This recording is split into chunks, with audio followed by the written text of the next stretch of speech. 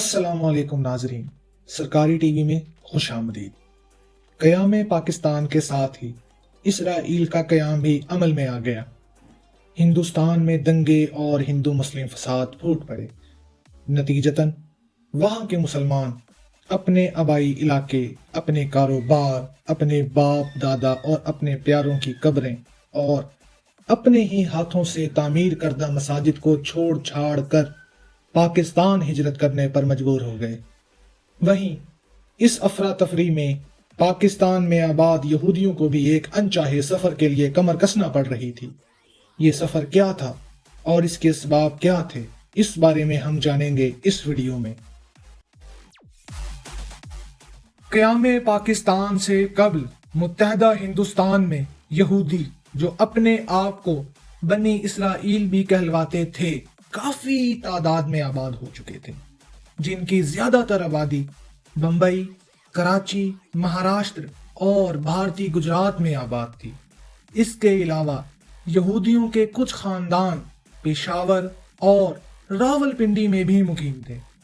तारीखी एतबार से इस खित्ते में इनकी आमद तब हुई जब 1820 में ईरान के शहर मशहद में यहूदी मकामी आबादी के जबर से तंग आकर हिंदुस्तान में पनाह लेने लगे। 1881 की मर्दमशुमारी के मुताबिक सूबा सिंध में सिर्फ कुल 153 यहूदी रहते थे।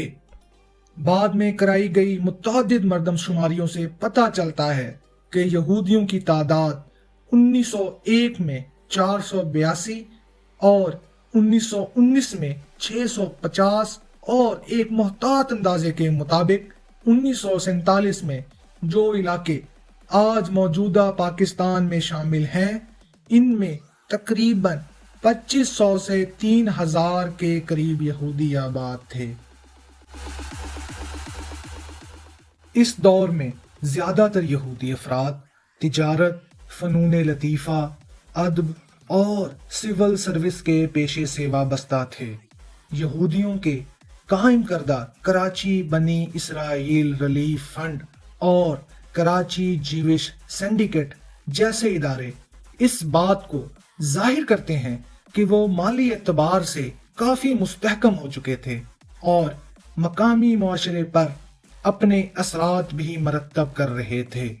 लेकिन इन यहूदियों की बड़ी तादाद बंटवारे के बाद हिंदुस्तान, इसराइल और अमेरिका मुंतकिल हो गई।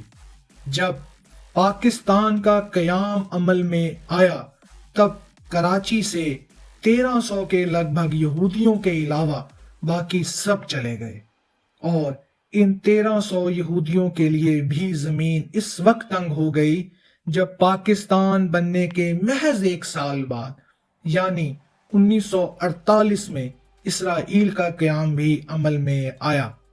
यहूदियों के खिलाफ मकामी मुआशरे में मजहबी तासुब तो पहले से ही था, लेकिन फ़लस्तीनियों की सरजमीन पर इसराइल बनने के बाद इस मजहबी नफरत ने जलती पर तेल का काम किया। और फिर 1953 की अरब इसराइल जंग के बाद तो इनका यहाँ रहना और भी मुहाल हो गया। ऐसे माहौल में यहूदियों के लिए एक नॉर्मल जिंदगी गुजारना मुश्किल तरीन हो चुका था। इसलिए इन रहे सहे यहूदियों में भी 500 के अलावा सब पाकिस्तान छोड़कर इंडिया, यूरोप, इसराइल और अमेरिका कूच कर गए। पीछे रह जाने वाले यहूदी अपनी शनाख्त छुपा कर रहने लगे या कोई खुद को पारसी जाहिर करने लगे। इलेक्शन कमीशन पाकिस्तान की तरफ से मरतब की गई 2013 की वोटर लिस्ट में यहूदियों के कुल 809 वोट दर्ज थे और 2017 के आम इंतखाबात की वोटर लिस्ट में ये तादाद 900 थी।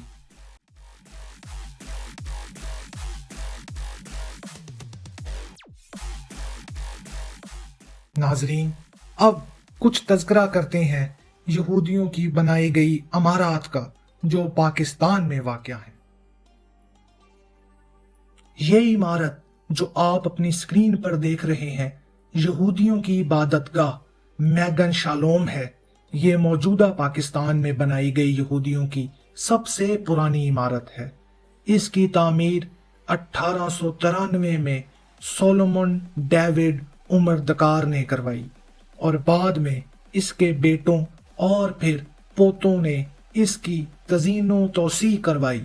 یہ عمارت کئی دہائیوں تک کراچی کے یہودیوں کا اہم مرکز رہی۔ پھر 1988 میں اس تاریخی عمارت کو جنرل ضیاء الحق کے حکم پر مسمار کر دیا گیا اور اس جگہ ایک شاپنگ سینٹر قائم کیا گیا۔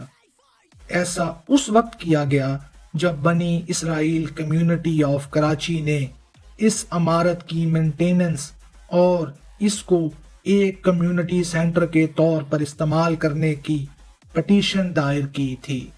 کراچی سے کوچ کر جانے والے یہودیوں نے اسی عمارت کی یادگار کے طور پر اسرائیل کے علاقے رام اللہ میں ایک سینیگاگ تعمیر کیا ہے اور اس کا نام میگن شالوم رکھا ہے۔